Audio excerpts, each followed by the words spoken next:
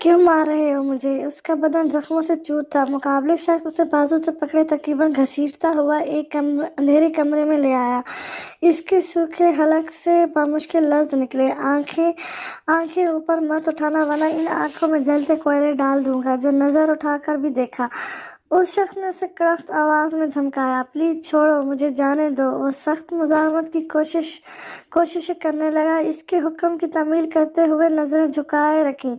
उस आदमी ने उसे झटका देकर फर्श पर फेंका। फर्श पर गिरती ही उसकी खुश्क हलक से एक दिल खराश चीख निकली, आवाज बंद वरना गला दबाकर उसे हमेशा के लिए बंद कर दूंगा।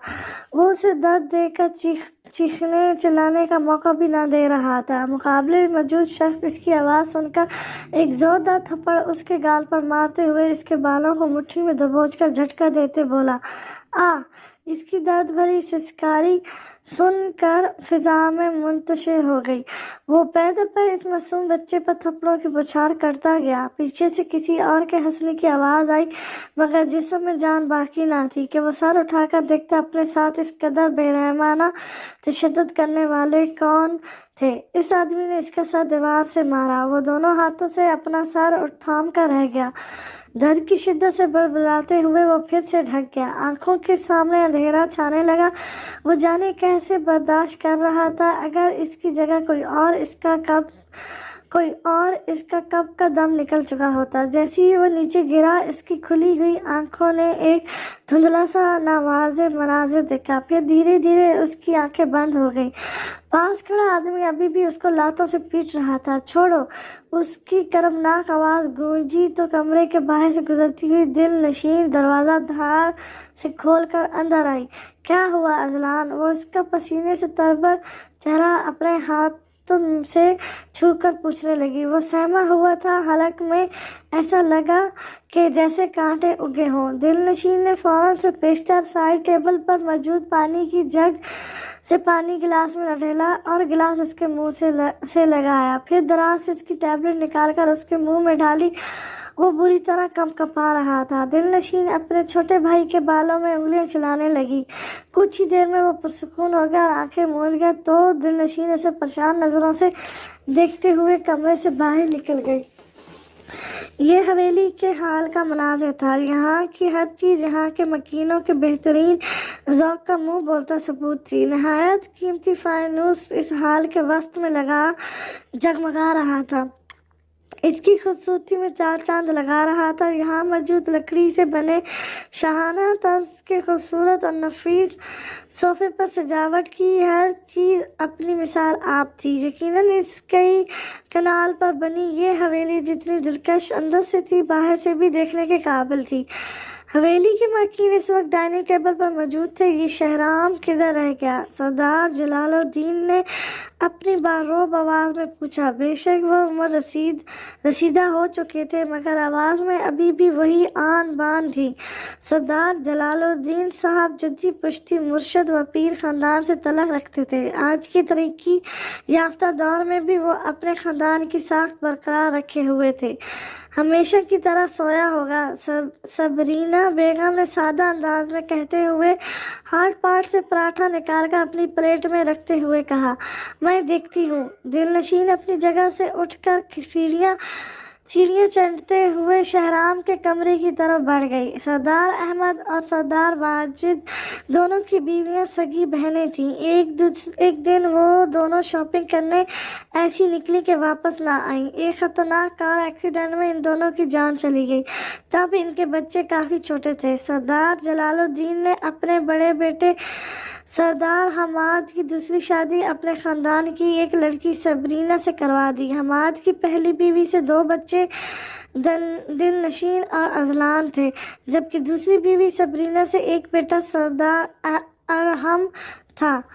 दिलनशीन सीढ़ियों से ऊपर आई। ऊपर वाले हिस्से में 4 कमरे थे। एक अरहम का जो फ़िलहाल खाली था, एक लाइब्रेरी थी जहाँ बेशुमार किताबें थी, तीसरा सोहा और दुआ का, और चौथा और आखिरी कमरा कॉर्नर वाला जो सबसे शानदार था, शहराम की तरह वो दरवाज़ा खोलकर अंदर आई। कमरे में नीम अंधेरा छाया हुआ था। उसने कमरे में मौजूद खिड़की से पर्दे हटाए तो सूरज की रोशनी छन छन अंदर आने लगी। उसने बिस्तर पर देखा जहाँ शहराम महवरे इस्तराहत था। मुंह पर सूरज की रोशनी महसूस की। उसने नागवारी से चेहरे पर बाजू रखकर इस रोशनी को रोका। वो ज़हरे लब मुस्कुराती हुई बिस्तर की तरफ आई। शाहू उठ जाओ, उसने आवाज़ दी, मगर वो टस से मस ना हुआ। शाहू उठ जाओ वरना। इस बार धमकी देने के साथ दिलनशीन ने इस पर से कंफर्ट खींचकर वो पछताई और सुटाकर फौरन रुख मोड़ गई। शहराम आंखें मसलते हुए उठ चुका था। क्या हुआ दिल, चेहरा क्यों फेर लिया? मैं उठ रहा था ना, अब नाराज तो मत हो। वो इसकी खफकी के ख्याल से डर कर बोला। शाहू मैं नाराज नहीं, और प्लीज़ तुम पूरे कपड़े पहन कर सोया करो। निकलो जल्दी बिस्तर से बाहर, मैं तुम्हारे कपड़े निकाल रही हूँ। आज जनाब की दस्तार बंदी है और महाराजा साहब ख्वाब खरगोश के मज़े लूट रहे हैं। निज़ाम क्या चलाएंगे? वो मुंह में बुड़बुड़ाते हुए अलमारी की तरफ बढ़ गई। शहराम ने खुद को शर्टलेस देखकर इसकी इतराज़ की वजह पहचान ली। अपनी उंगलियां बालों में फेरकर वो बिस्तर से निकलकर वॉशरूम की तरफ बढ़ गया। उसने अलमारी का दरवाज़ा बंद किया और उसके कपड़े निकालकर बिस्तर पर रखते जैसी मुड़ी सामने शहराम की नारिज तस्वीर देखकर खुद को सरनिश करने लगी। दिलनशीन तू भी ना, अब शहराम तेरा पहले वाला बच्चा नहीं रहा, वो बड़ा हो चुका है। वो इसके लिए आज की मुनासबत से शूज़ और शाल निकाल कर बाहर रखने लगी। कुछ देर बाद वो टॉवल से बाल रगड़ता हुआ बाहर आया। जब इन दोनों की वालिदा का एक हादसे में इंतकाल हुआ था, बेशक दिलनशीन खुद छोटी थी, मगर शाहू, सोहा और दुआ तो इससे भी छोटे थे। इसने अपना गम भुलाकर इन्हें संभाला। इस तरह शहराम अपने तायाजाद दिलनशीन के बहुत नज़दीक आ गया था। वो बचपन से हम वक्त इसकी हर चीज़ का ख्याल रखती थी। धीरे धीरे शहराम भी इसका आदी हो चुका था।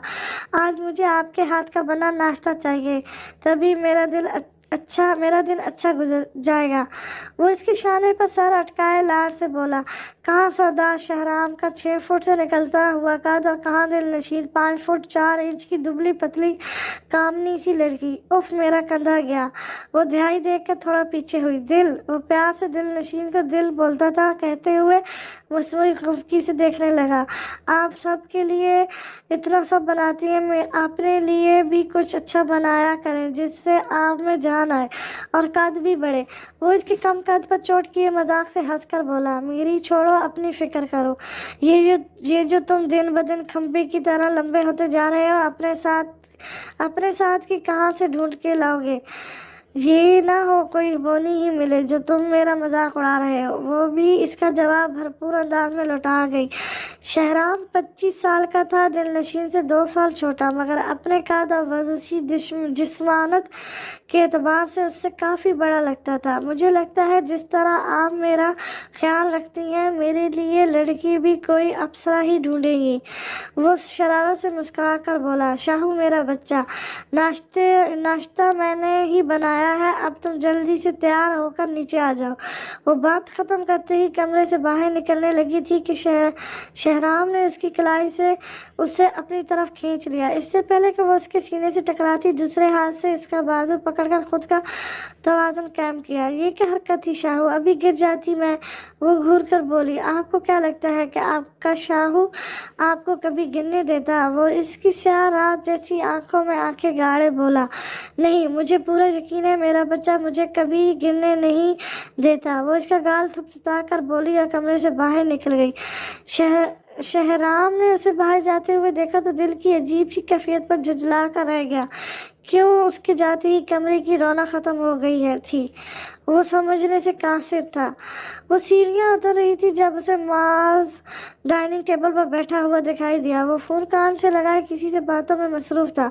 फजर ने अपने भाई को प्यार भरी नज़रों से देखा, जबकि माज फ़ोन एक तरफ रखकर अपनी लाडली बहन को देखा। दोनों बहन भाई की एक दूसरे में जान बसती थी। डाइनिंग टेबल के बिल्कुल ऊपर लगा हुआ फानूस जाने कैसे सिरकने लगा। फजर की नज़र एकदम उस पर पड़ी तो बिना एक लम्हा ज़ाया किए बगैर वो तेज़ी से भागती हुई माउस की तरफ आई और उसका हाथ पकड़ कर नीचे खींच लिया। लम्हों में फानुस छनक की आवाज़ से नीचे गिरा और किरची किरची हो गया। फजर, अगर तुम्हें कुछ हो जाता तो? माउज ने उसे बाजू से पकड़कर तफक्कुर भरे अंदाज में पूछा। उसके अंदाज में फजर के लिए हद दर्जा परेशानी झलक रही थी। भाई, आपके लिए अपनी जान भी कुर्बान कर दूं, ये तो बस छोटी सी बात है, वो अटल अंदाज में बोली। मेरी जान तुम में है, तुम नहीं तो मैं भी नहीं। फजर माउस के शाने से लगी तो माउस ने उसका शाना थपाया। मुलाजमीन ने वहाँ से सफाई की तो वो दोनों कुर्सी घसीट कर अपनी जगह पर बैठ गए। फजर कांसनी कलर का सादा सा मगर प्यारा सूट पहने, दुपट्टा सर पर सलीके से ओढ़े, गोरा शफाफ शबाब चेहरा, गुलाबी होंठ और उसकी नाक में हीरे की छोटी सी नोज पिन थी। भैया, वापस कब चलेंगे? फजर ने पूछा। कल शाम तक निकल जाएंगे, वैसे इतनी जल्दी क्या है? माउस ने जूस के गिलास से एक घूंट भरने के बाद पूछा। मेरी एक अहम असाइनमेंट सबमिट करवानी है।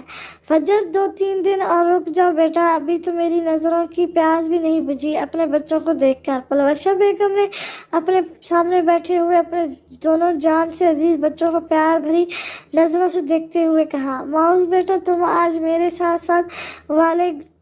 साथ वाले गोट के सरदार हाशिम के पूरे सरदार शहराम की दस्तर बंदी पर चलो। उसके वालिद सरदार जाफरी ने कहा। बाबा साईं, आपको तो अच्छी तरह पता है मुझे इन सब फजूल की रस्मों रवाजों से सख्त खौफ होती है। उसने सख्त बेजान लहजे में कहा। अच्छा चलो, दस्तार बंदी पर मैं चला जाऊँगा, मगर शाम को सरदार शहराम की दस्तार बंदी के बाद एक खास दावत का एहतमाम किया गया है। इसमें तुम्हें ही शिरकत करनी पड़ेगी, क्योंकि मुझे शाम को ट्यूबवेल के सिलसिले में शहर से आए कुछ लोगों से मुलाकात करनी है। वो अपने हाथ पूछते हुए सराहत से अपनी जगह से उठे। ठीक है बाबा साईं, मैं चला जाऊँगा, उसने मुआब अंदाज में कहा। अच्छा, फिर मिलते हैं, वो कहते हुए बाहर की तरफ निकल गए। सरदार जाफरी के 2 बच्चे थे, बेटा मौज जो MBA के आला सेमेस्टर में था और बेटी फजर जो MSc के फर्स्ट ईयर की तलबा थी। फजर एक बातमाल लड़की थी। दोनों बहन भाई शहर में ही ज़्यादा तलीम थे, लेकिन छुट्टियों पर गोट वापस आते थे। जैसे इन दोनों वो अपने वालिदैन से मिलने आए हुए थे। सुबह सादिक के बाद सूरज अपनी पूरी आबोताब से चमक रहा था और अपनी तपश से गर्मी की शिद्दत में मजीद इजाफे का बासत बन रहा था। बाबा साईं, वो पीछे से आती हुई झूम कर इनके गले लगी। हुक्म बाबा साईं की जान। माँ ने साबिर हुसैन के गले में पुष्ट से बाहें डाल रखी थी। ऐसे ना कहा करें, वो नाराज़गी से झुंझलाते हुए मुंह फुलाकर बोली। कैसे ना कहा करो? उन्होंने हल्की सी गर्दन मोड़कर पूछा। हुक्म वाली बात, वो याद दहानी करवा गई। तुम में मेरी जान बसती है, तुम तो जान को हुक्म करना चाहिए, वो मोहब्बत भरी अंदाज में बोले। बाबा साईं, मगर शहाना और हसीना को अच्छा नहीं लगता, और साथ में अम्मा साईं को भी, वो कहती हुई दोनों होठों को अफसुदगी से मेज गई। कोई बात नहीं माँ बेटा, इनकी बातों को दिल से ना लगाया करो। मैं हूँ ना, तुमसे प्यार करता हूँ ना। वैसे अपने साथ बिठाते हुए शास्की से बोले। जी बाबा साईं, वो साबत में सर हिलाकर बोली। बाबा साईं, आज मुझे कॉलेज ट्रिप पर जाना है, आपकी दुआएं चाहिए। वो इनका हाथ अपने सर पर रख कर बोली। तुम्हारा बाबा साईं की दुआएं तो हमेशा तुम्हारे साथ हैं, वो मुस्कुरा कर बोले। अपना ख्याल रखना। जी। साबिर हुसैन अपना नाश्ता ख़त्म किए ट्रक की चाबियां उठाकर बाहर निकल गए। वो सरदारों के यहाँ मुलाजिम थे, एक ड्राइवर की हैसियत से काम करते थे। सरदारों की ज़मीनों से हासिल होने वाली तमाम अशिया अपने ट्रक में लाद कर शहर ले जाते थे। साबिर हुसैन का तलक एक गरीब घराने से था। वो पेशे के लिहाज से ड्राइवर थे और इनकी बीवी शबाना हवेली में साफ सफाई का काम देखती थी। इनकी अपनी 2 बेटियां थी, शहाना और हसीना। एक दिन साबिर हुसैन ट्रक में सामान शहर पहुंचाकर वापस आया तो खाने को भी कुछ लाए हो? शबाना ने घर दाखिल होते ही सवाल दागा। हाँ, सरदार का सारा फल मंडी पहुंचा दिया है। एक फल की पेटी रख ली थी, निकाल ले जाकर। मैं थक गया हूँ, अब खुद चली जा, वो थकान ज़दा आवाज़ में बोले। जैसे ही शबाना बाहर आई और ट्रक से फल की पेटी निकालने लगी, वो पेटी के साथ किसी बच्चे के रोने की आवाज़ सुनकर हैरत ज़द रह गई। उसे हाथों में उठाकर उलट पुलट कर देखा और फिर धम धम करते पैरों से अंदर आई। ये किसकी बच्ची उठा लाए हो? कहीं बाहर कोई दूसरी तो नहीं कर रखी जिससे ये निशानी मिली हो? वो एक हाथ कमर पर रखे लड़ाका अंदाज में बोली। नेक बात कैसी बातें करती हो? मेरे से एक नहीं संभाली जाती, दूसरी के बारे में कैसे सोचूं? ये जो सर पे 4 बाल रह गए हैं, ये भी उड़ जाएंगे। वो सर झटक कर बोले।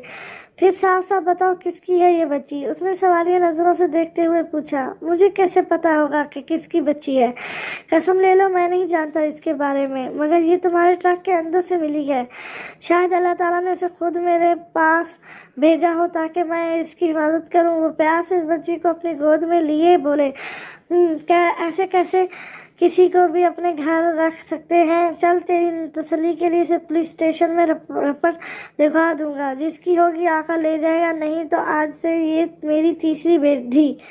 सुन शबाना, क्या है? वो मुंह फुलाए रख कर बोली। देखना, इसका रंग सुनहरा है और चांद की तरह चांद की रोशनी में कैसे चमचम कर रहा है। हम ना इसका नाम महा रख देते हैं, मतलब चांद। वो नन्ही सी जान की पेशानी पर बुसा देते हुए मोहब्बत भरे अंदाज में बोले। रंग देख इसका, कहाँ से तुझे ये काली कलोटी चांद जैसी लगी? वो चेहरे पर नागवारी सजाए हुए बोली। एक बाप के दिल से पूछ उसे इसकी धी कैसे लगती है। शबाना इसकी बात सुनकर परांदा है पीछे पटक कर अंदर चली गई। आज दस्तबंदी के अहम मौके पर गोट के तमाम अफराद वहाँ इकट्ठा हो चुके थे। सरदार जलालुद्दीन अपने शान व अजमत समेत वहाँ एक आला तरीन कुश्ती पर पूरे तमारक से बरजबान थे, और इनके साथ ही सरदार शहराम, जिसे अब ये अहदा मिलने वाला था, अपनी अजाली नरम खो शख्सियत समेत वहाँ बैठा था। सुर्ख व सफ़ेद रंगत पर हल्की सी बेहद घनी मूछें, तले मुस्कुराते हुए अनाबी लब, पेशानी पर लापरवाही से बिखरे हुए बाल इसकी शख्सियत को 4 चांद लगा रहे थे। सरदार जलालुद्दीन ने कुछ लम्हों के लिए अपनी आंखें बंद की। इनकी आंखों के सामने अपने सबसे बड़े और चहीते पोते सरदार अजहरान का चेहरा दिखाई दिया। वो उसे ये अहदा देना चाहते थे, मगर कुछ ख्वाहिशात ऐसी होती हैं जो शायद पूरी होने के लिए नहीं बनी होती, और अगर इनको कभी पूरा होना भी होता तो शायद इसका अभी मुनासिब वक्त नहीं था।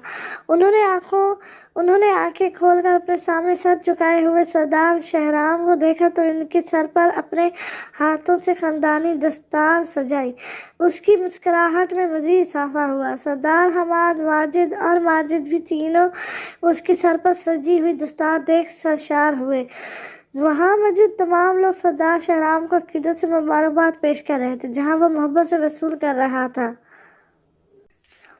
अम्मा देखो ना, वो कैसे हमारे बाबा के साथ चिपकी हुई थी। शबाना जो रोटियां बनाकर अभी फारिग हुई थी, शहाना और हसीना ने उसे बुशे हुए तंजिया अंदाज में कहा। अभी बताती हूँ इस कलमुल डायन को, मेरी बच्चियों का हक मारती है। वो अपनी जगह से उठकर हाथ झाड़ते हुए बोली। शबाना, तू भी मेरे साथ निकल, हवेली छोड़ता जाऊँ तुझे। बाहर निकलते हुए साबिर हुसैन की आवाज़ सुनकर शबाना दांत पीस कर रह गई। वो तनबिया नज़रों से उसे घूरने लगी। हम संभाल लेंगे अम्मा, आप जाओ, शहाना ने कहा तो वो साबिर हुसैन के पीछे पीछे बाहर निकल गई। माँ अपनी कपड़े इस्त्री करने लगी थी कॉलेज की ट्रिप पर जाने के लिए। शहाना और हसना दोनों ने मिडल तक ही पढ़ा था। इन दोनों की पढ़ाई से जान जाती थी, हर रोज़ बस नित नए फैशन करती थी। साबिर हुसैन को बहुत ख्वाहिश थी कि इसकी बेटियां तालीम हासिल करें। माँ को पढ़ना बहुत पसंद था। साबिर हुसैन की ख्वाहिश उसके रूप में पूरी हो रही थी। इस गांव में सरदार जलालुद्दीन ने स्कूल और एक प्राइवेट कॉलेज बनवा दिया था, जहां इस गांव की बच्चियां तालीम हासिल करती थीं। तूने मेरे बाबा साईं को इसी बाजू से छुआ था ना? शहाना ने गरम इस्त्री उसके बाजू पर लगा दी। माँ की चीखों से सारा घर गूंज उठा।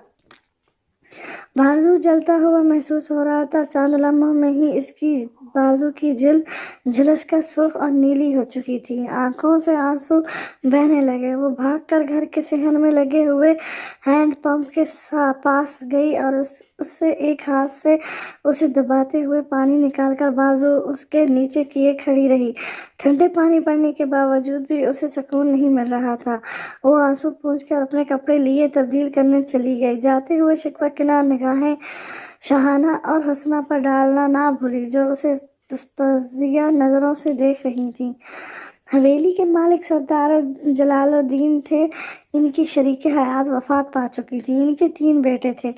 سب سے بڑے سردار حماد، جنہوں نے سردار جلال کے سب سے بڑے بیٹے ہونے کی حیثیت سے اپنے والد کا عہدہ سنبھالا۔ ان کی 3 اولادیں تھیں۔ سب سے بڑی دل نشین، جو تعلیم مکمل کیے ابھی حویلی میں ہی امور خانداری سیکھ رہی تھی، وہ ایک کم گو اور حساس لڑکی تھی، سب کا خیال رکھنے والی۔ پھر سردار اذلان، جو سرد مزاج انسان تھا، اپنے رویے سے مقابل موجود شخصیت کی سانسیں خشک کر دیتا تھا۔ وہ بچپن میں ایسا سخت مزاج نہیں تھا، بس وقت کے ساتھ ساتھ اس کی نیچر میں غصہ اور سرد مہری پیدا ہوتی گئی۔ آخر میں سردار احرم، جو فی الوقت MBBS کی ڈگری حاصل کرنے کے لیے بیرونی ملک مقیم تھا۔ جلال الدین کے دوسرے بیٹے سردار واجب، جن کی 3 اولادیں تھیں، سوہا، دعا اور سردار شہرام۔ شہرام تنہائی، نرم دل اور خوش اخلاق انسان واقع ہوا تھا۔ سب سے ہنسی مذاق کرنا، یہ سب خوبیاں اس کی شخصیت کا خاصہ تھیں، اور خاص طور پر دل نشین سے اس کی گاڑی چھنتی تھی۔ سوہا نے گریجویشن کرنے کے بعد پڑھائی کو خیر آباد کہہ دیا تھا۔ آج کل حویلی میں اس کی شادی کے متعلق باتیں ہو رہی تھیں۔ دعا بھی شہر سے MBBS کر رہی تھی۔ سردار شہرام نے کلچر میں ڈگری حاصل کیے۔ اب اپنے گوٹھ کے لیے کام کرنے کا سوچا، کیونکہ اس کے والدین اور دادا جان کی یہی خواہش تھی۔ جلال الدین کے سب سے آخری بیٹے سردار ماجد نے شادی نہیں کی تھی۔ وہ کافی عیاش قسم کے انسان تھے۔ ان کا ماننا تھا کہ جب ضرورتیں ویسے ہی پوری ہو جائیں تو شادی کا طوق گلے میں کون لٹکائے۔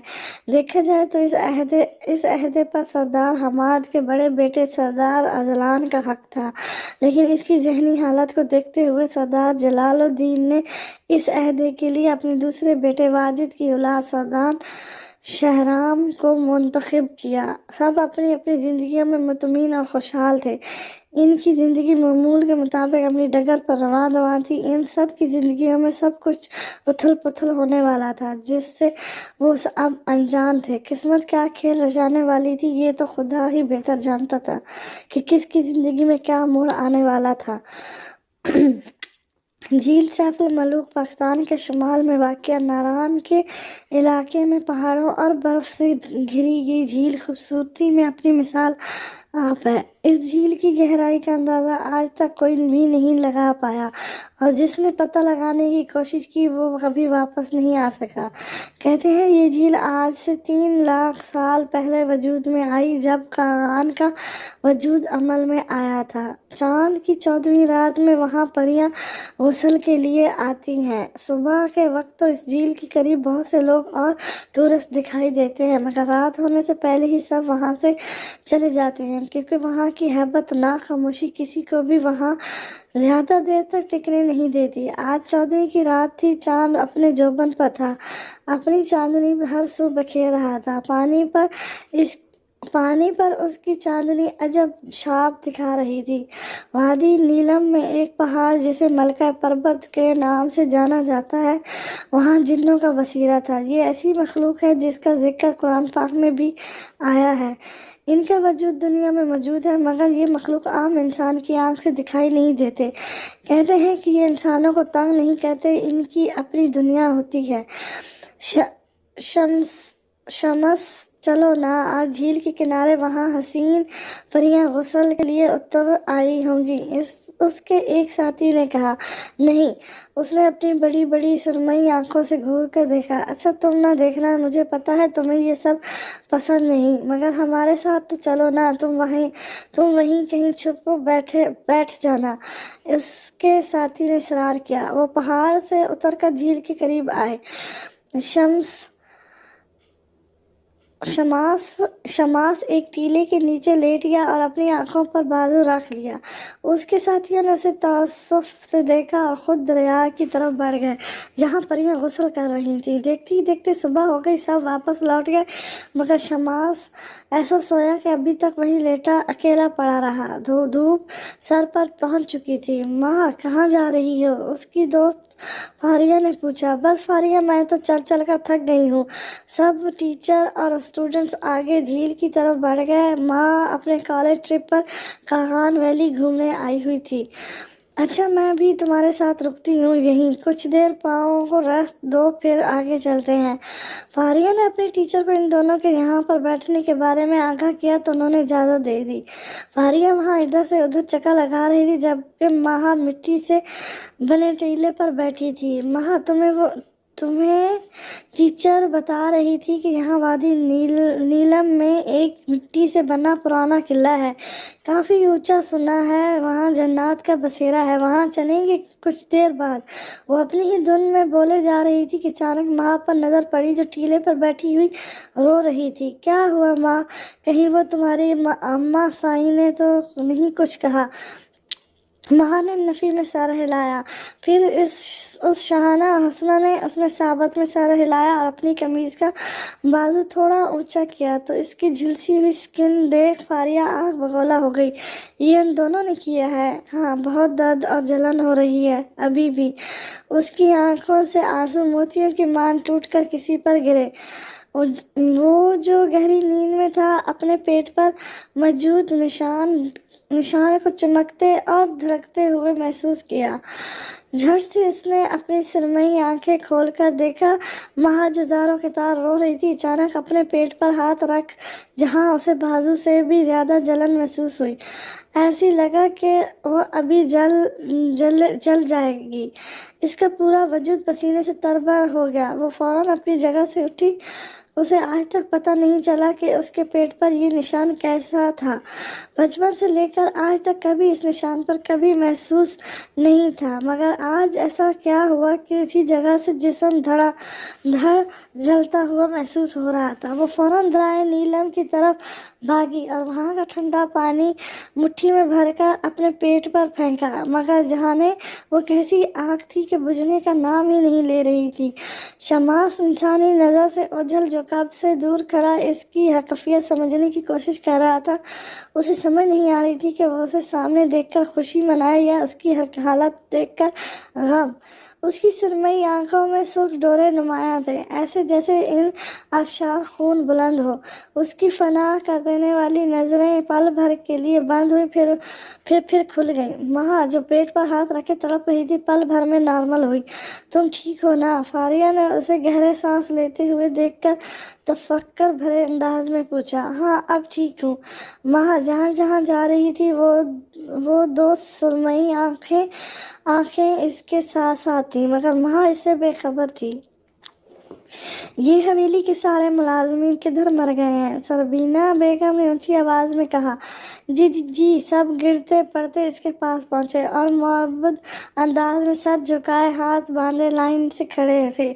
मेरा अरहम अपनी डॉक्टरी मुकम्मल किए वापस आ रहा है। उसके कमरे की अच्छी से सफाई करो, एक एक चीज मुझे चमकती हुई मिले। जरा भी मिट्टी का नजर आया तो तुम सबकी खैर नहीं। वो हकीमीना अंदाज में बोली। जी। आज तो ये खबर सुनकर सरबीना के लिए ईद का समा था। इसका बस नहीं चल रहा था कि सारी हवेली में चरागा कर देती। शाम ढल चुकी थी, जश्न शुरू हुआ। अरे तुम कहाँ चले? सरदार माजिद चचा ने शहराम को वहाँ से बाहर निकलते देखकर पूछा। चचा साहब, बहुत थक गया हूँ, اب حویلی جا کر ریسٹ کرنا چاہتا ہوں۔ وہ پریشانی مسلتے ہوئے بولا، پر یہ رقص و سرور کی محفل تو تمہارے لیے سجائی گئی ہے۔ چاچا سنگ، آپ لوگ انجوائے کریں، میرے سر میں شدید قسم کا درد ہے۔ اچھا چلو ٹھیک ہے، تم جاؤ، میں سنبھال لوں گا یہاں، سردار واجب نے مسکرا کر کہا۔ شہرام وہاں سے حویلی کے لیے نکل گیا۔ شہرام جیسے ہی حویلی پہنچا، سامنے صوفے پر بیٹھ کر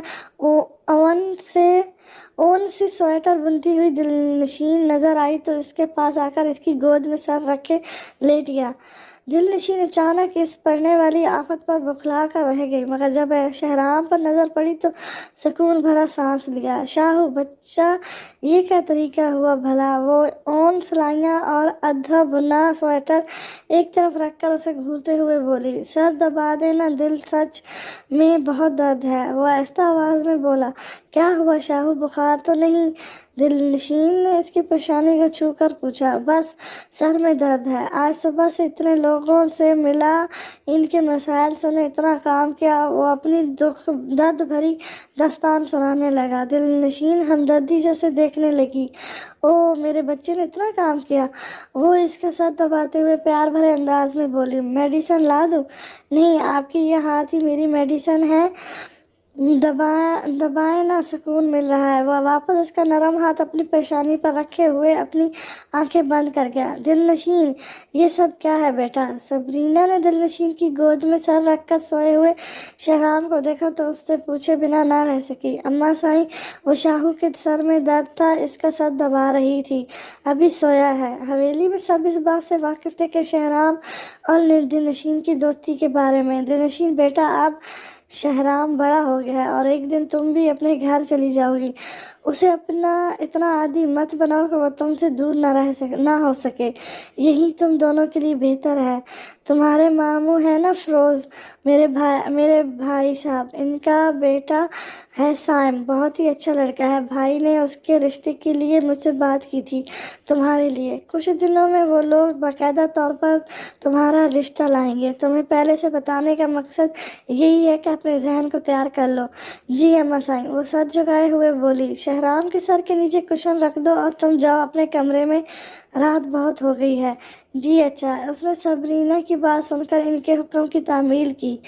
تمام لوگ وہاں جشن میں موجود تھے، معاذ بھی وہاں پہنچ چکا تھا، مگر ذرا ایک طرف ہو کر خاموش بیٹھا ہوا تھا۔ اسے اس ماحول سے سخت گھن محسوس ہو رہی تھی۔ سب لوگ شراب کے نشے میں چور وہاں ناچتی ہوئی رقصہ کے رقص سے لطف اندوز ہو رہے تھے۔ وہاں کے ایک کامے کی بیٹی جو شاید انجانے میں ادھر آ نکلی تھی، اسے دیکھ سردار واجب کا ٹھڑک پن جاگ پڑا۔ وہ جو رقصہ کے ساتھ میں پیتے ہوئے جھوم رہا تھا، اس نو عمر لڑکی کا ہاتھ پکڑ کر درمیان میں لایا اور اسے بھی ڈانس کرنے پر مجبور کرنے لگا۔ معاذ جو پہلے ہی اس ماحول سے متفکر ہو کر بے دلی سے بیٹھا ہوا تھا، سردار واجب کی حرکت دیکھ اشتعال انگیزی سے اپنی جگہ سے اٹھا اور اس کے پاس آیا۔ خبردار جو اس لڑکی کو چھوا بھی تو جانے دو اسے۔ معاذ نے سردار واجب کا ہاتھ پکڑ کر اس کے ہاتھ سے اس لڑکی کے بازو کو آزاد کروایا۔ تو رکے گا مجھے؟ وہ ابرو اچکا کر رونیت امیز انداز میں بولا۔ میرے سامنے تو اس رقصہ کا بھی ہاتھ نہیں پکڑ سکتا جو ایسے کام کرتی ہے، یہ لڑکی تو دور کی بات۔ معاذ چیلنج انداز میں دھاڑا۔ تو کل کا بچہ آیا مجھے پاٹ پڑھانے، ابھی نکالتا ہوں تیری اکڑ۔ سردار واجب اس پر جھپٹا تو معاذ کا بھی ہاتھ اٹھ گیا، وہ پل بھر میں ایک دوسرے سے گتھم گتھا ہو گئے۔ سب نے بیچ بچاؤ کیے انہیں چھڑوایا، مگر سردار واجب اپنی ضد پر قائم تھا۔ وہ اس لڑکی کا ہاتھ کھینچ کر اسے زمین پر گراتے ہوئے اس پر جھکا۔ تیری کیا ساری دنیا کے سامنے وہ کروں گا جو میں چاہتا ہوں، وہ تو تنفر ازد آواز میں بولا۔ معاذ کی حد یہاں تک ہی تھی، اس نے سردار واجب کی گن مین سے ہی گن کھینچ کر واجب پر فائر کیا۔ دھاڑ کی آواز گونجی تو ہر طرف بھگدڑ مچ گئی۔ یہ چیخ پکار اور فائر کی آواز پاس موجود حویلی تک پہنچی تو اس کا بڑا گیٹ کھل گیا اور گاڑیاں تیز رفتاری سے باہر نکلیں۔ کچھ دیر بعد جب سردار واجد کی لاش حویلی میں آئی تو آپ و بقا کا قہر مچ گیا۔ ہر آنکھ اشکبار تھی۔ اپنے بیٹی کی لاش دیکھ کر جلال الدین کے دل میں انتقام کی ایک شدید لہر دوڑ گئی۔ انہیں اپنے درد کی تنبیہیں ٹوٹتی ہوئی محسوس ہوئیں۔ آج جرگہ بیٹھنا تھا اس انہونے واقعے کو لے کر۔ سارے گوٹ کے سردار وہاں موجود تھے۔ عینی شاہدین نے سارا واقعہ من ون سنا ڈالا۔ سب نے ماؤز کے خلاف گواہی دی اور بتایا کہ گولی ماؤز نے چلائی، جس کی صورت میں سردار واجب کی جان چلی گئی۔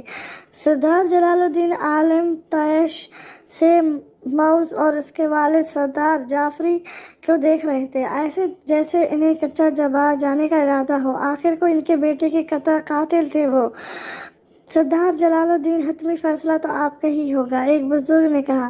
دل ہے اپنے بیٹے کے قاتل کا قتل کر دوں، اور دانت پیس کر ہلکی آواز میں بولے، مگر ساتھ بیٹھے سردار شہرام نے ان کی بات سن لی۔ شہرام نے ان کے ہاتھ پر اپنا ہاتھ رکھے کہا، دادا سائیں آرام سے، آپ کا ایک غلط فیصلہ سارے گوٹ میں ہم سمجھ گئے۔ وہ ہلکی آواز میں بولے، سردار جلال الدین، پھر آپ نے کیا فیصلہ کیا؟ خون کے بدلے خون، زر یا زمین؟ اسی بزرگ نے پوچھا۔ یہ سارے گوٹ کی زمین ہم سرداروں کی ہے، زر، زمین یا خون نہیں چاہیے، ہمیں زن چاہیے۔ سردار جعفری کی بیٹی، انہوں نے اپنی گرجدار آواز میں اپنا حتمی فیصلہ سنایا۔ ان کا مطالبہ تھا یہ گویا پگھلا ہوا سینسا جو سردار جعفری اور ماؤز کے کانوں میں نڈھال دیا گیا تھا۔ وہ دونوں ہکا بکا ایک دوسرے کو تکنے لگے۔ فجر! ماؤز کی جان، اے عزیز بہن اور جعفری کی چہکتی بیٹی! سردار جعفری نے سردار جلال الدین کی طرف دیکھا، جن کی آنکھوں میں اپنی بات سے پیچھے نہ ہٹنے کا عزم و جنون تھا۔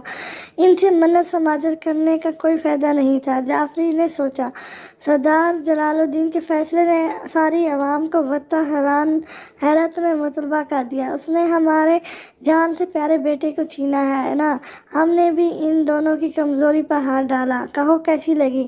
سردار جلال الدین نے آہستگی سے شہرام کے کان کے قریب اپنا چہرہ کیے کہا، مگر دادا جان، اس خون بہا میں آنے والی سے نکاح کرے گا کون؟ وہ اچھبے سے انہیں دیکھ کر اپنے من میں اٹھتا ہوا سوال پوچھ گیا۔ اسے تو فی الاوقات اپنی فکر لاحق تھی، کہیں دادا جان اسے یہ نکاح کرنے پر مجبور نہ کر دیں، اور وہ اپنے دادا جان کی حکم عدولی کے بارے میں تو سوچ بھی نہیں سکتا تھا۔ ہم خون بہا میں آئی ونی کا نکاح عدلان سے کروائیں گے۔ اس کی دماغی حالت کی وجہ سے اسے کوئی اپنی لڑکی نہیں دے گا۔ اس لڑکی کی یہی سزا ہوگی، وہ تاعمر ایسی ہی تڑپتی رہے گی۔ شہرام ان کی بات سن کر ساخت رہ گیا، مگر ان کے سامنے بولنے کی جرات نہیں کی۔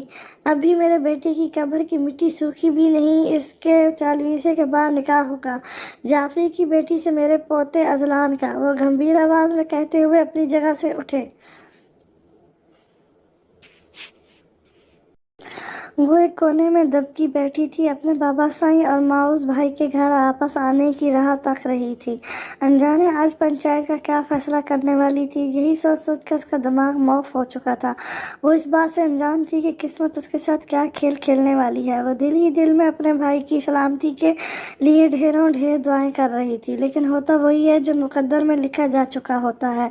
پروشہ بیگم ایک طرف جائے نماز بچھائے نوافل ادا کر رہی تھی اور اپنے پروردگار سے مدد مانگ رہی تھی۔ انہوں نے بھی دل ہی دل میں اس نے کتنی دعائیں کر ڈالی تھیں۔ جب فجر کو پنچایت کے فیصلے کا پتہ چلا تو اس کے اوس خطا ہو گئے۔ اسے یہ علم نہیں تھا کہ اس کے جان سے عزیز بھائی کی زندگی تو بچ جائے گی، لیکن اس کی اپنی زندگی ایک کڑے امتحان میں پڑ جائے گی۔ گھر میں اس وقت موت کا سا سناٹا تھا کہ گھڑی کی سوئیوں کی ٹک ٹک کی آواز بھی صاف طور پر محسوس سنائی دے رہی تھی۔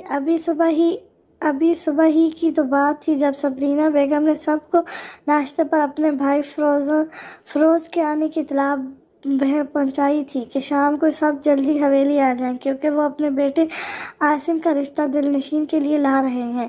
یہ بات سنتے ہی نہ جانے کیوں شہرام نے بہت برا محسوس کیا۔ دل کی عجیب سی کیفیت پر وہ صبح کا باہر نکلا ہوا تھا، یوں ہی ادھر ادھر گھومتا رہا۔ شام کی تاریکی نے چارسو اپنے پنکھ پھیلا دیے۔ وہ اپنے دل کی زیر و زبر حالت پہ تنہا بیٹھا حواس باختہ تھا۔ وہ پاس پڑے کنکر اٹھا کر ندی میں پھینک رہا تھا، جس سے اس کی لہروں میں چند پل کے آتش پیدا ہوتا، پھر گہرا سکوت چھا جاتا۔ وہ اس کی دوست تھی، اس کی بڑی बड़ी भी थी, तो फिर उससे मोहब्बत कैसे हो सकती थी। फिर उसने खुद ही अपने सवाल का जवाब तलाशा। मोहब्बत ना उम्र का फ़र्क देखती है ना ज़ात पात, वो तो रूह से होती है और सब और बस हो जाती है। उसने अपने दिल को अच्छे से टटोला, कहीं ये वक्ती कशिश या हसद तो नहीं।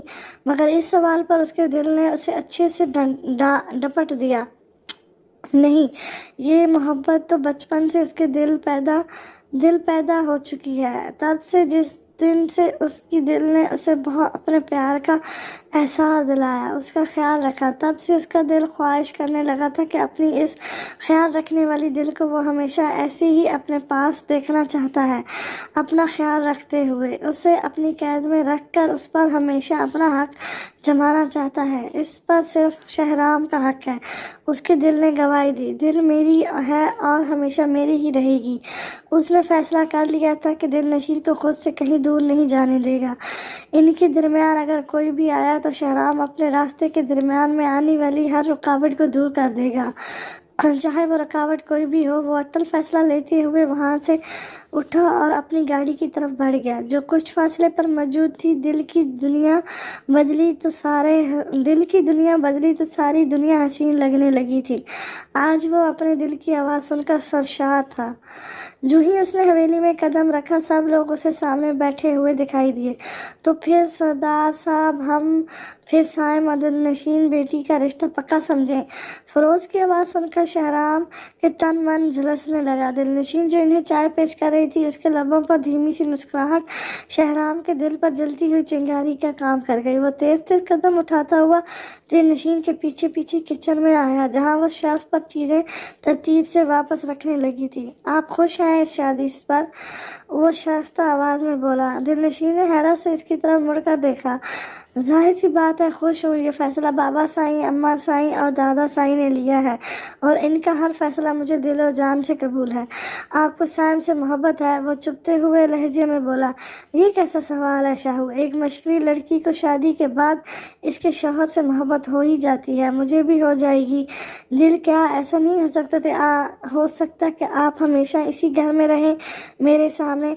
आप इस रिश्ते से इनकार कर दें प्लीज़। वो इसके दोनों हाथों को थाम कर बोला। कैसी बातें कर रहे हो शाहू? बाहर सब रिश्ता तय कर चुके हैं और मैं बड़ों की बात से मुनफरिद कैसे हो सकती हूँ?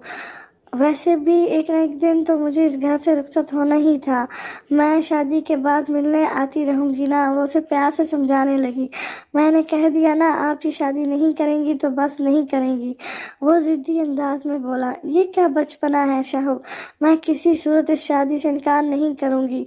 शादी ना हो गई, वबाल जान हो गई। वो भीगे हुए शेर की मान धाड़ा। शादी का इतना ही शौक है तो मैं करूँगा आपसे शादी। भूल जाएं इस साइम को। दिल, आप मेरे साथ क्यों ऐसा कर रही हैं? पहले मुझे अपने प्यार का आदी बना डाला और अब मुझे छोड़कर जाने की बात करती हैं। मैं मर जाऊँगा आपके बगैर, नहीं जी सकता एक पल भी आपके बिना। वो आतिशफ़िशां लावे की मांद फट पड़ा और राज दिल आयान कर बैठा। शाहू मेरा बच्चा, तुम कुछ ज़्यादा टची हो रहे हो मुझे लेकर, इसीलिए ऐसी बेवकूफ़ाना बातें कर रहे हो। मैं तुम्हारी बड़ी बहन, तुम्हारी दोस्त हूँ, समझने की कोशिश करो। वो प्यार से पछाड़ते हुए बोली। नहीं है आप मेरी बहन, समझ में आई आपके, और ना ही दोस्त। आप समझती क्यों नहीं? मोहब्बत करता हूँ आपसे, बेइंतहा मोहब्बत। मैं बहुत खुश रखूँगा आपको इस दुनिया में, मुझे आपके सिवा और कुछ नहीं चाहिए। वो दिल को बाजुओं से झंझोड़ कर बोला। दिलनशीन इसकी आंखों में छाई वहशत और दीवानगी को सरसमाइश नज़रों से देखने लगी। यकदम खौफ की लहर उसके वजूद में सराहत कर गई। छोड़ो मुझे। दिलनशीन का हाथ उठा और शहराम के गाल पर निशान छोड़ गया। वो अपने सनसनाते हुए गाल पर हाथ रखे बेयकीन नज़रों से दिलनशीन को दर्जीदा नज़रों से देखने लगा, जो हमेशा उससे नरमी से पेश आती, इससे हम वक्त प्यार जतलाती थी। आज उसने पहली बार इस पर हाथ उठाया था। दिलनशीन को इसकी आंखों में शर्म या अपने किए का पछतावा दिखाई ना दिया, बल्कि कुछ कर देने का जुनून दिखाई दिया। वो खून आतिश नज़रों इसी पर जमाए हुए था। تمہیں ہمیشہ میں نے ازلان کی طرح ایک چھوٹے بھائی، ایک بچی کی طرح ٹریٹ کیا، تمہارا خیال رکھا، اور تم نے میرے پیار کا اتنا غلط مطلب نکالا۔ شرمندگی ہو رہی ہے مجھے یہ سب سوچتے ہوئے بھی کہ تمہاری سوچ اتنی غلیظ ترین ہے۔ آج تم نے مجھے حقیقت کا وہ آئینہ دکھایا جس میں مجھے اپنی غلطیوں کا احساس ہوا۔ سچ کہا تم نے، ہم حقیقی بہن بھائی نہیں۔ سچ کہا تم نے، ہم دوست بھی نہیں۔ ایک نامحرم رشتے کو فوقیت دی صرف تمہیں بچہ سمجھ کر۔ تمہاری نظروں میں مجھے ہمیشہ معصومیت اور پاکیزگی دکھائی دی، مگر آج تمہاری نظروں نے مجھے میری ہی نظروں میں گرا دیا۔ میں کتنی غلط تھی دل، پلیز ایسا مت کہیں۔ میں کیا کروں، میرا خود پر بس نہیں، اس میں میرا کیا قصور؟ محبت ہو گئی مجھے آپ سے، وہ بے بسی سے بولا۔ مجھے اپنے آپ سے دور کر کے مجھے محبت کرنے کی سزا تو مت دیں۔ وہ اس کے پاس ہوا، دل نشین الٹے قدم لیتے ہوئے پیچھے ہوئی۔ اپنی یہ خوفزدہ نظریں ہٹاؤ مجھ سے شاہو، ورنہ میں کچھ کر گزروں گی، وہ درشت آواز میں بولی۔ آپ میری محبت کی اس طرح توہین نہیں کر سکتی۔ ٹھیک ہے، آپ نے بڑوں کے فیصلے پر سر جھکایا ہے نا، اب بھی آپ وہی کیجیے گا، مکریے گا مت اپنی بات سے۔ وہ انگلی اٹھا کر بولا، بڑوں کا فیصلہ کیسے اپنے حق میں کروانا ہے یہ مجھے اچھی طرح آتا ہے، وہ وارننگ دینے کے انداز میں کہتے ہوئے باہر نکل گیا۔ آج وہ گھڑی بھی آن پہنچی تھی جب فجر اور سردار ازلان کا نکاح تھا۔ سردار جعفری کے گاؤں میں ہر طرف ہوا کا عالم تھا، رات کے سائے گہرے ہوتے جا رہے تھے، سیاہی ہر طرف پھیل رہی تھی۔ اس گاؤں کی ہر گلی سنسان تاریخ اندھیرے میں ڈوبی ہوئی تھی، آکا دکا گھروں کی آنکھیں ٹیوب لائٹس جلی ہوئی تھیں، آوارہ کتے بھونک رہے تھے جن کی وجہ سے وحشت سی چھائی ہوئی تھی۔ فجر اپنی تعلیم مکمل کرنے کے خوابوں کو چکنا چور ہوتے دیکھ اور پھر اپنی تاریخ مستقبل کے بارے میں سوچ سوچ کر ہلکان ہو چکی تھی۔ یہ 1.25 ماہ اس نے جس اذیت میں کاٹا تھا یہ اس کا دل ہی جانتا تھا۔ وہ اپنی ماں کی آغوش میں سسک رہی تھی، آج اس کی زندگی بدلنے والی تھی۔ اس نے کیا سوچا تھا اور اس کے ساتھ کیا ہونے جا رہا تھا؟ ماؤد نے سردار جلال الدین کے فیصلے کے خلاف جانے کی اپنی بابا سائن سردار جعفری کو کہا، مگر سردار جعفری جانتے تھے کہ سردار جلال الدین کے فیصلے کے خلاف نہیں جا سکتے، اور اگر انہوں نے ایسا کچھ کرنے کا سوچا بھی تو اس کا انجام بھی ان کے پورے خاندان کو بھگتنا پڑے گا۔ انہوں نے دور اندیشی اور سے کام لیا، آخر کو فجر ان کی بھی تو جان کا ٹکڑا تھا، اس فیصلے سے ان کا بھی دل دکھا تھا۔ وہ بھی سردار کے ساتھ ساتھ ایک نرم دل باپ تھے، مگر پنچایت کے فیصلے کے آگے بے بس تھے۔ دروازے پر کھٹ کھٹ کی آواز سنائی دی تھی۔ فجر نے اپنے والدین اور بھائی کی طرف مدد طلب نگاہوں سے دیکھا۔ بابا سائن بھیا، وہ لوگ مجھے لینے آ گئے، مجھے نہیں جانا کہیں بھی، مجھے آپ کے ساتھ رہنا ہے، وہ کپکپاتی آواز سے فریاد کرنے لگی۔ اس کی آنکھوں سے آنسو زار و قطار بہہ رہے تھے۔ پلوشا نے بھیگی آنکھوں سے اسے دیکھتے ہوئے اس کی پیشانی پر آخری بوسہ دیا۔ فجر، مجھے معاف کر دینا، بابا سائن کی قسم کے آگے میں ہار گیا، تمہارے لیے کوئی قدم نہیں اٹھا پایا، میں قصوروار ہوں اس سب کا، اور بھگتان تمہیں بھگتنا پڑ رہا ہے۔ ماؤز اس کے سامنے ہاتھ جوڑ کر بولا، نہیں بھائی، ایسا مت کریں۔ فجر نے اس کے جڑے ہوئے ہاتھوں پر اپنے ہاتھ رکھ کر اس سے ایسا کرنے سے روک دیا۔ میں نے کہا تھا نا کہ آپ کی خاطر میں اپنی جان بھی دے دوں گی، تو شاید آپ کے لیے اپنی جان قربان کرنے کا وقت آ گیا ہے۔ ماؤز نے فجر کی بات پر تڑپ کر اسے دیکھا۔ دروازہ پھر سے زور سے کھٹکھٹایا گیا تو سردار جعفری نے دروازہ کھول دیا۔ گھر کے باہر حویلی کی جیپ کھڑی تھی، کچھ آدمی اور عورتیں کھڑی تھیں۔ سردار جلال الدین سائی کا حکم ہے کہ بی بی جی کو اپنے ساتھ لے آئیں، ایک عورت نے کڑک آواز میں کہا۔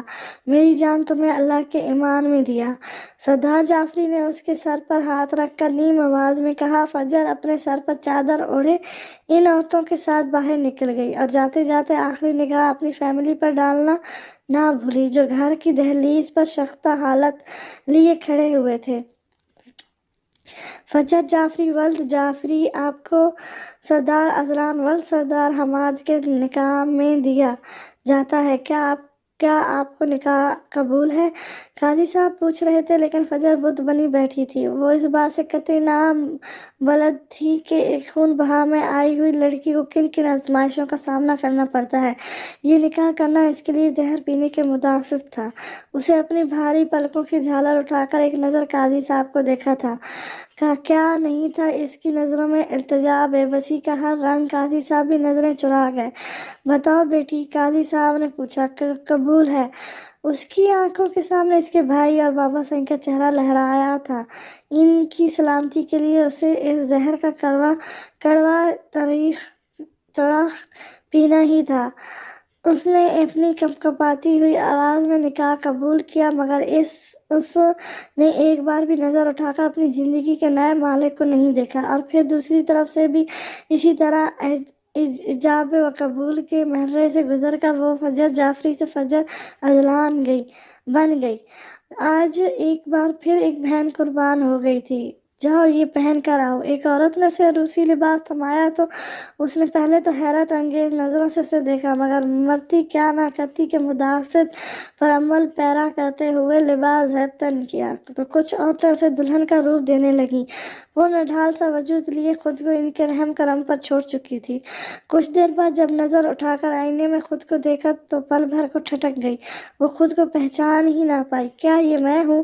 وہ ہلکی سی آواز میں منمنائی۔ آواز اتنی ایسا تھی کہ اس کے اپنے کانوں تک بھی بمشکل سنائی دی۔ اس زرق برق لباس نے اس کی چھاپ ہی بدل کر رکھ دی تھی۔ وہ عورتیں اسے اپنے ساتھ لیے کسی کمرے کی طرف بڑھ رہی تھیں اور وہ اپنا مڑتا وجود لیے ان کے ساتھ گھسیٹتی چلی جا رہی تھی۔ چلو ادھر بیٹھو۔ انہوں نے اس کا لہنگا بستر پر پھیلائے اسے بیڈ پر بٹھا دیا۔ جانے کتنی ہی دیر یوں ہی گزر گئی۔ بیڈ پر بیٹھی ہوئی وہ کمرے کا جائزہ لے رہی تھی جو بڑی ہی خوبصورتی سے ڈیکوریٹ کیا گیا تھا۔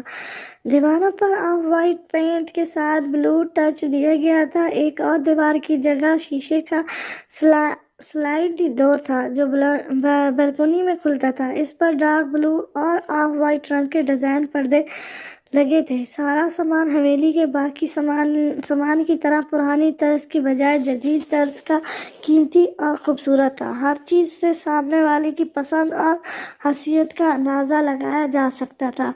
کنگ سائز بیڈ پر وہ پچھلے ایک گھنٹے سے بیٹھی تھی۔ دلہن کے روپ میں وہ بے انتہا خوبصورت لگ رہی تھی۔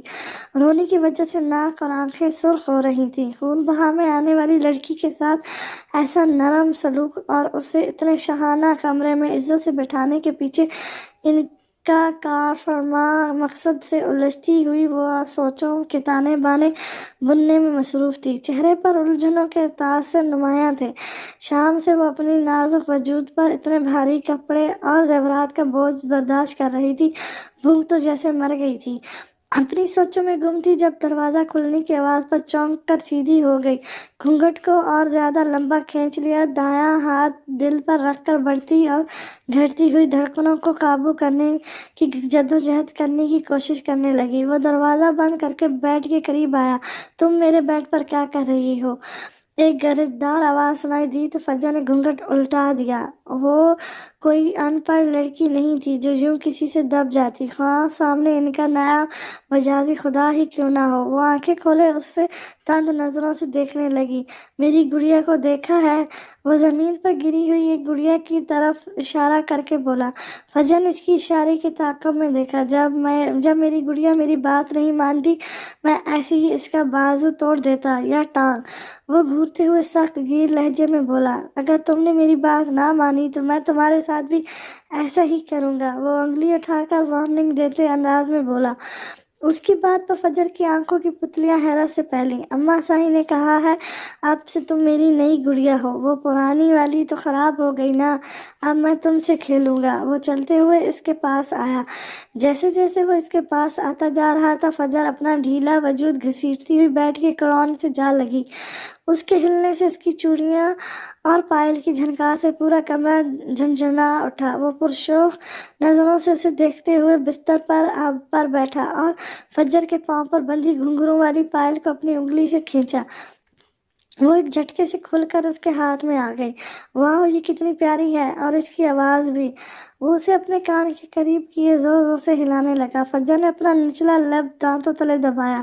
کیا اس لیے مجھے وہ اپنی قسمت پر ماتم کنا ہوئی اور دھندلائی ہوئی آنکھوں سے سامنے بیٹھے شخص کو دیکھا جو سفید خدر کی شلوار قمیض پر سیاہ واسکٹ پہنے اپنی سحر انگیز شخصیت سے کسی کو بھی اپنا دیوانہ بنانے کا ہنر رکھتا تھا، مگر دماغ سے یہ سوچتے ہی اسے اپنے اعصاب شل ہوتے ہوئے محسوس ہوئے۔ گڑیا، اس نے فجر کو کھوئے ہوئے دیکھا تو مخاطب ہو کیا۔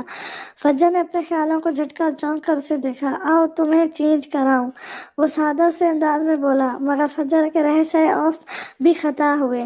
میں روز اپنی گڑیا کو اپنی پسند کا ڈریس پہناتا ہوں، میں تم کون سا پہنو گی؟ وہ سوچتے ہوئے اٹھ کر کبڈ کی طرف بڑھا۔ فجر اپنی جگہ سے ہل بھی نہ سکی۔ فجر، تم کم ہمت نہیں، ایک ویل ایجوکیٹڈ لڑکی ہو، یوں ہمت نہیں ہار سکتی، مقابلہ کرو ان حالات کا۔ اس نے خود میں ہمت مضبوط کی اور بستر سے اٹھی۔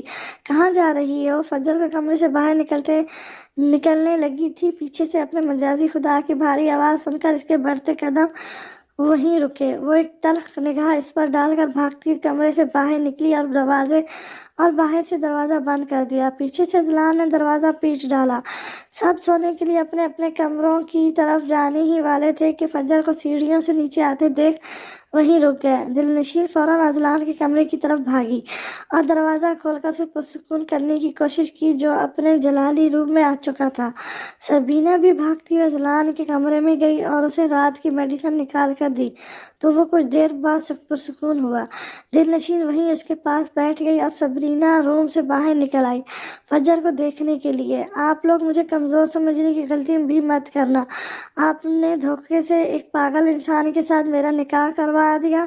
میں ایک لمحہ بھی یہاں نہیں رہوں گی، سب کو چیخ چیخ کر بتاؤں گی آپ کی کرنی، وہ اونچی آواز میں چلا کر بولی۔ اے لڑکی، آواز نیچی۔ سردار جلال الدین کی باروب گرجدار آواز اس کی سماعتوں سے ٹکرائی۔ فجر نے مڑ کر انہیں دیکھا جن کے ضعیف چہرے کے اعصاب تنے ہوئے تھے، سفید کلف لگی شلوار قمیض پہنے، کندھوں پر مہرون رنگ کی شال ڈالے، بھوری آنکھیں جن میں ایک سد تعصب دکھائی دیا، گھنی مونچھیں اور داڑھی جو ان کی شخصیت کو مزید روبدار بنا رہی تھی۔ وہ اپنی تمام تر شان و شوکت کے ساتھ وہاں موجود تھے۔ فجر کی بات سن کر ان کی تنی ہوئی رگیں مزید تن گئی تھیں۔ کچھ لمحے وہاں سکوت چھا گیا تھا اور سردار جلال الدین کی اسد آواز نے اس سکوت کو توڑا تھا۔